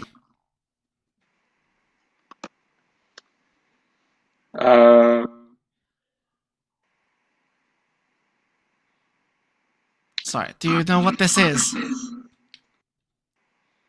It looks to me, I don't know, but it looks to me like it's connected to either Chinese numerology or astrology or I Ching. It is not a star chart. Let me explain. So the whole bunch of circles in the middle are pitches. So starting in the middle, that's guxian, that's E. And let's see, Huang is right here, is C. So C, C sharp, D, E flat, E, and so on, up and down. And each one of these is basically a tone, and you move from outside in. So it basically says like what the pitch of each one is. So you can see from here the contour of each phrase. As you were saying, each phrase has like four different notes. So basically saying like, for example, this one right here is dun, dun, dun, dun, like that. So this one is like that, something like that. But in 雅乐 or court music, these are set conventions for phrases and how they're sung, because it's a tonal language, right? And of course, that also means our songs have to conform with how the words are in pitch. So you can actually merge these into different forms and have set phrases to it. So I think that's the missing piece you were looking at when you say that language and the rhythm or how the contour of the pitches are put together. that's actually canonized. What you're looking at right now is volume 11 of the 乐旅全书, written by none other than Zhu Zaiyu himself. Okay. Prince Zheng of Ming. Yeah, I'm never surprised when I think of something in regards to Chinese culture.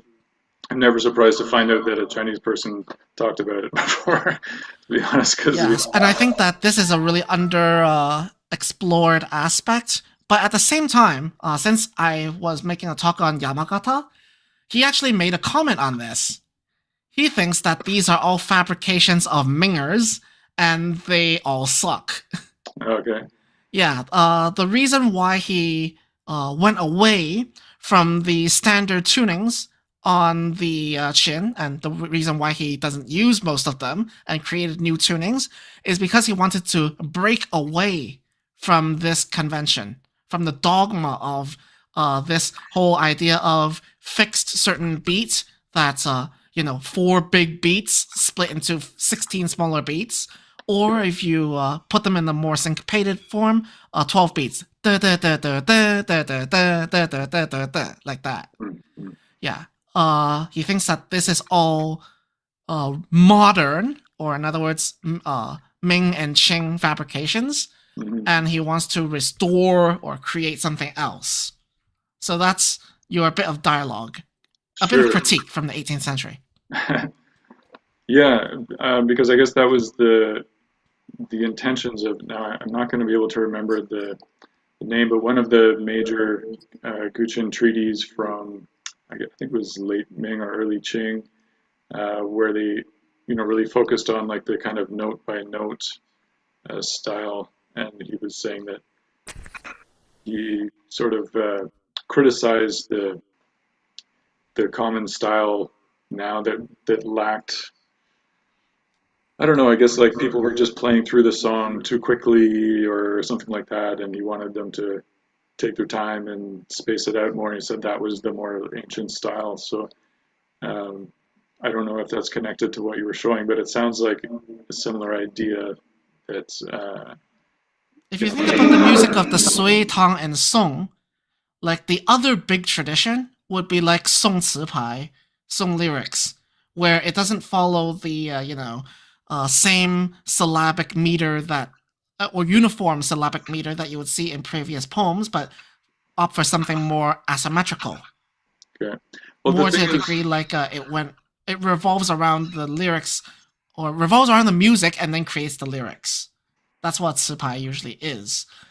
And unfortunately, most of that music is called lost, or just waiting to be rediscovered by our hands. But we can see that no matter which big two you're talking about, they're still considered conventions. People cannot escape from these 2 meters when we're talking about creating the music. Do we need to break beyond that, or are we just simply in a big, just fighting for a different school, knowingly or unknowingly, when we're doing so? Like, are we still trapped within these conventions? Okay. And John was going to say. Can I say something? What I've never understood on this connection between words and music in the tradition of one character for one note or one stroke, I don't see how this can possibly fit in with any tonal system, because one note is one note. I mean, it's not, in order to get a rising, you need to have at least 2 notes. So if you're doing 1 note per character, how does that fit in with any tonal pattern like in Ci Pai? That's what the Zheng Ying He Tong is for, because the Ying is the pressed slide note. When you play Xian Wong, open string, pressed string, your open string is the Zheng. That's something for like straight tones, but the Ying is your pressed note, and it's that one that you can put in your alternative Zi pronunciations. You're saying the slide makes it, the ornament makes the note, makes the tone. It's not considered an ornament, it's still considered one note, except that the nature of that note is a Ying. We're talking in English here, and you're talking about, that's Chinese, so that doesn't answer the question, I don't think. Because in the Chinese concept of a note, it is classified by, I don't know, a timbral nature that they call 正, yin, he, and tong, 4 different timbres of a note. And it's the nature of certain natures of these notes, namely the yin and arguably the he, that because it includes a little slide in there, that you can create accommodation for those non-straight or non-flat tone. But I've never heard that. I've never heard that at all used in Chin songs. I don't think that it's really necessary to have all the words as one note, like one per note, although that, you know, does correspond to some degree, because ultimately for me what really counts is this spaciousness within the song, the way that it's played. It's like if I'm reciting poetry, there's no real meter. There is sort of a meter to the way it's written, but in terms of how I say it, I can take as much time with one word or another. I'm not locked into like beats per minute or whatnot. And I feel like that part at least has sort of been absorbed into Chin playing and Chin style, because when somebody would recite poetry, they would take their time with it. If they have sort of, performance skills and so forth, then, they're going to take their time. They're going to put pauses. They're going to emphasize. They're going to take time to think. It's not going to be like this all the time. And so that's, whether you put 1 or 3 notes or a slide, especially given that the tonal nature, like you can have very easily two notes when you've got like an inclining or declining, or like is like 3 notes anyways. So there's all that as well.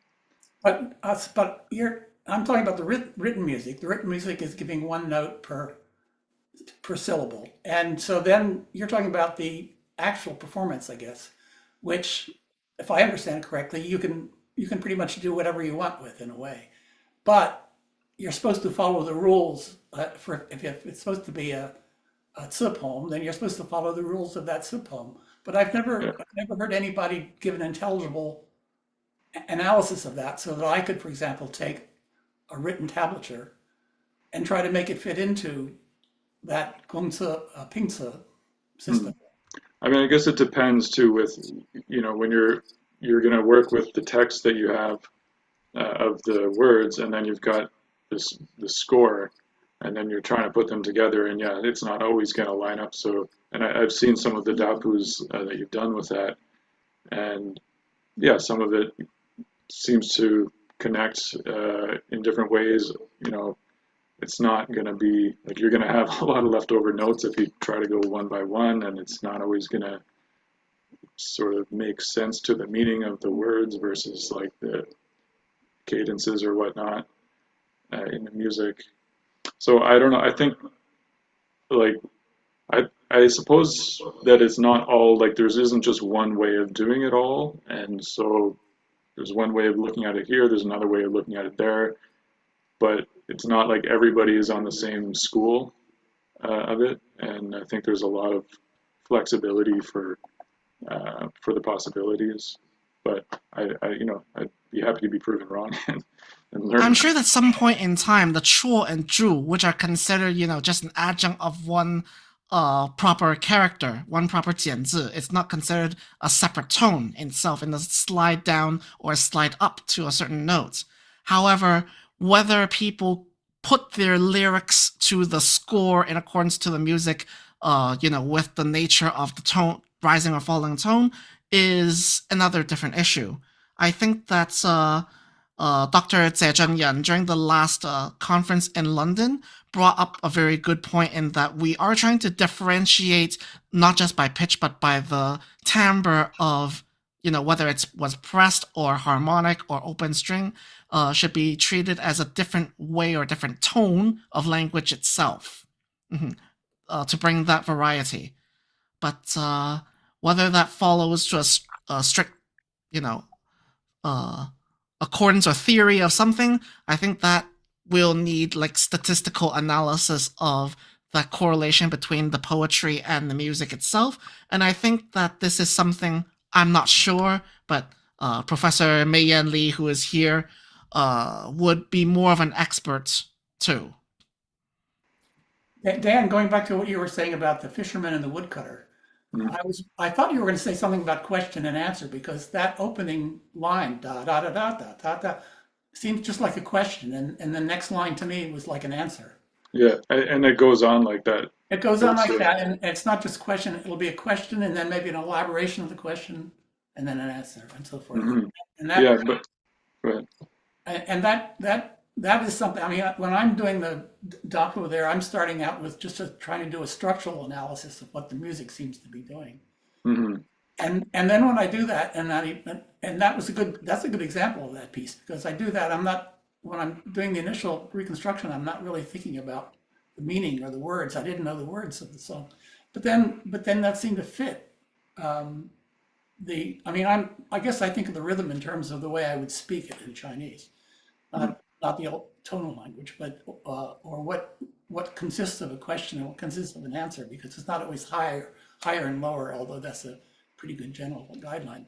But one of the interesting things about that I think is related to you're in that outline you gave, you were talking about the music moving, and that one of the things that does that for me is I find that in the Shang mode, very often the tonal center is going to be Do, Gong, but very often Gong is going to be preceded by Shang. And Shang is just leading you down to Gong. So it keeps it moving, and you think, okay, where's Gong going to come along? And there it comes at the end. And generally that's one of the characteristics of the Shang mode pieces. But then you have things that I think, is this just as a Westerner that I'm thinking of this? Because I'll be playing a piece and it'll be heading towards Gong at the end. And I'm waiting for that last note, and it's going to be an octave on Gong. But instead it gives you inverse fifth, a Gong over, it's a Do over So, Do over So, which is, to a Western ear, that's not an ending. That's like, okay, what's next? Mm-hmm. And of course, I have to think: to a Chinese person, would that be the same? I mean, if they're ending on Gong, they obviously have the idea of Gong as an ending. So when they end with Gong over So, a Do over So, then it's a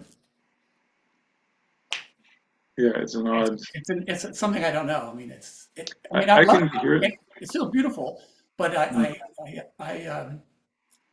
haven't quite figured out the logic.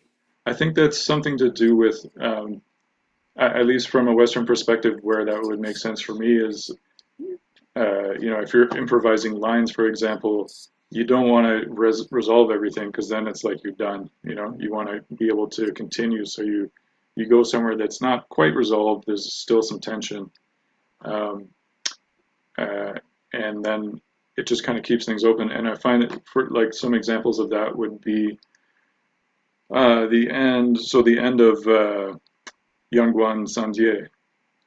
The ending feels very unresolved to me, but I think that's intentional, because it's sort of like they're saying goodbye. They don't want to say goodbye. That's how I hear the song, anyways.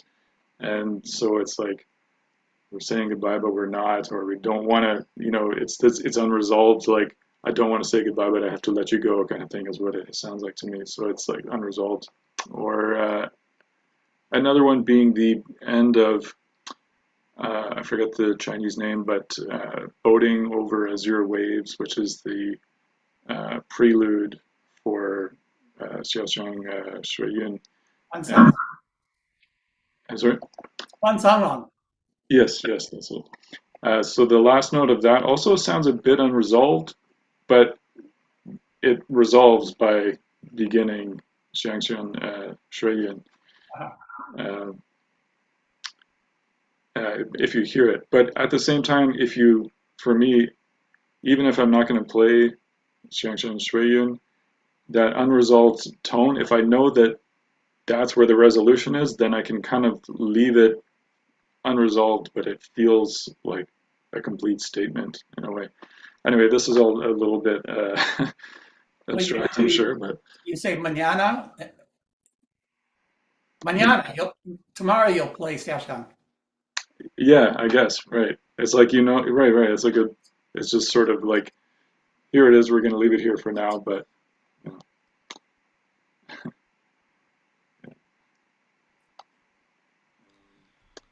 Well, I think that you certainly are on the right track to finding or rediscovering a pattern in Chinese music making being closely tied with the lyrics. And I think that's hopefully with the discussions today, you'll find something more to continue building on this project. Are there any other questions for Dan today? I want to listen dance Qing playing. Oh, I wasn't set up to play. Well, can you share a video or recording? I can, yeah, I can share what I shared to Facebook the other day. Yeah, that one was nice. Okay, it was 1 3/4 variations on a plum blossom because my phone ran out of space, but that'll save us some time. Just a moment here.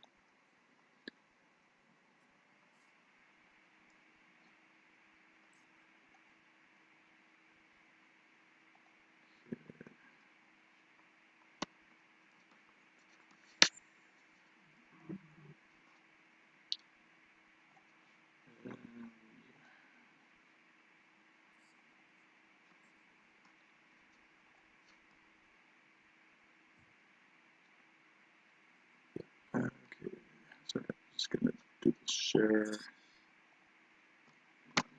audio.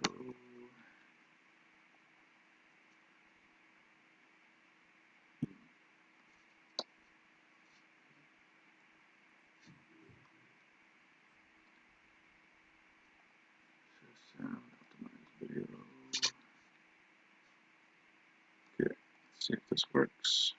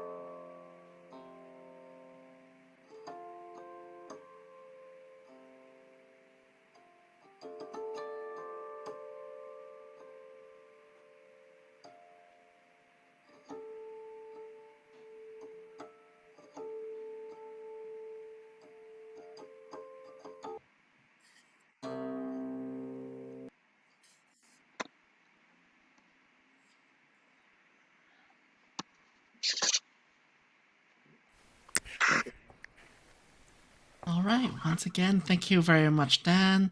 Great recording as ever. If there are That was very nice. I take issue maybe with what you wrote about it. About the rhythm. I think that I'm always writing about it. I think the rhythm comes from your teacher. It doesn't come from the score. The score is not there to give you freedom. The score is there to describe what the teacher was doing. Mm. And I think that what you played was lovely. And I don't know whether I thought it was lovely because I know the melody. And so I could hear that you're doing a interpretation of the melody or a free interpretation of the melody, or whether that's what you were, the way that's what you think you were doing. You were playing the melody, but you were giving a free interpretation of it. Yeah. Rather than just having no control over it. It wasn't just like random notes. Yeah, no, there's definitely, like, I learned the melody through Peyo, and then I've kind of adapted different, hearing like Chen Li Ji is a big influence, for example. Like, he plays very free in a lot of ways.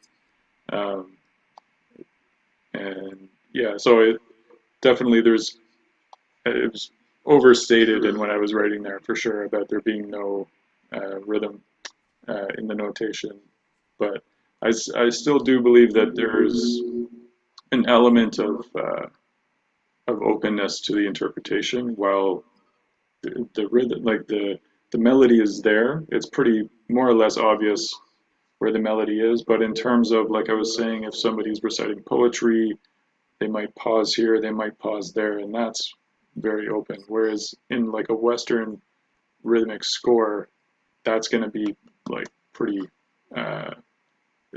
it's going to be very obvious where those pauses and things are, and it's not as open to the interpretations, I would say. Some people will take those liberties, but I feel they're a little. I think there's still a bit of that sense of, like, when you read the Tao Te Ching, it's not telling you exactly what's there. There's an element of it that's like, here it is, but it's also here for you to take out from it what you can find, because when you play the guqin, there's the resonance of the notes is going to take you to different places at different times, and you might go a little faster this way or a little slower or a little more connected depending on how you're going through it at the moment. And I feel like that level of openness is there. So I guess I need to qualify that when I'm talking about rhythm notation, I'm comparing it to like Western rhythm notation, which is very precise. But it can also be interpreted very freely too. Yeah, I mean, sure. If you look at like somebody playing Moonlight Sonata, for example, then yeah, two players, one might put in a lot more space than the other. But yeah, I don't know. That's my sense of it. I don't know if there's like a specific. We've all got opinions. I don't know if any of them are right over the others. It's not a hill I'm willing to die on. But yeah, no, I appreciate that there's a lot of other perspectives about it. Anyway. I'm sorry? I said, anyway, it was very nice. Thank you. And yeah, I mean, there's some things in there too that were obviously going out of the notation. Like, I forget what it's called now when you like link all the way through the notes, the strings, instead of doing one by one. Like, I did that a few times It's not in the notation. Technique. Yeah. So yeah, I was taking liberties even beyond like what's just not overtly stated. I mean, there are some times in certain scores when it's crazy enough that even the Li, the index finger forward, multiple strings one, is intentionally played so that it's even slower than a series of stuff written the same way but in Tiao. So, I don't know. You can say that Jianzipu has some implicit connections as to the connectivities between note and note, but then sometimes those things can be overturned, if not turned right upside down on its head. So that's the hard thing about interpretation with Jianzipu. It's so open. But then if we keep on going, we would be having the same discussion as whether humans truly have free will. It would end up in a discussion very similar to that. So you can argue both ways, and both have strong cases. Yeah, I mean, you don't want to get me started waxing philosophical about the connections between, guqin playing and technique, and then all the other Chinese philosophy from, Taoism and Confucianism and so on and so forth. I think we're already about a half hour over the 2 hours we were aiming for, so maybe that's for another time. But well, this has been a very intellectually stimulating second core of our Yaji, and thank you everyone for coming. The time now is 6:58 p.m. Eastern Time. That would also be 3:58 p.m. Pacific. And I think that this would be a good time to wrap things up. And just to confirm, are we having another elegant gathering later this month, or is it we'll be seeing each other in 2 months' time again? We might have one in February 22 to celebrate the Chinese New Year, but depends on if we can invite a player from Taiwan. And also, as I mentioned earlier, in August, the late August, we might have an event in Taiwan. So if you want to come to Taiwan at that time, if you will go to Taiwan at that time and you want to join the event, please let me know. Can you make something more formal in writing so that we can start planning trips? Yeah, we would do that. If in case, for example, if I wanted to make a visit to Japan a month earlier, I can start planning. Yeah. So far, I know Professor Shui Shanyu will be in Taiwan at that time too. So if there's 2 more players will join, we definitely will manage to let it happen. So this is I just started thinking about this because Tongchen is in Taipei right now and she can help us. This is great to know. Let us know of the drafting of this plan, whether you've got group accommodations or events planned, and we'll see what we can do from here. So once again, thank you everyone for coming, and we'll see you all again either at the end of this month or in April. So thank you everyone, and have a good night. Let me just thank Uni and Alan, of course, and Andre, who's I think departed, but he helped a lot get this meeting going too. So yeah.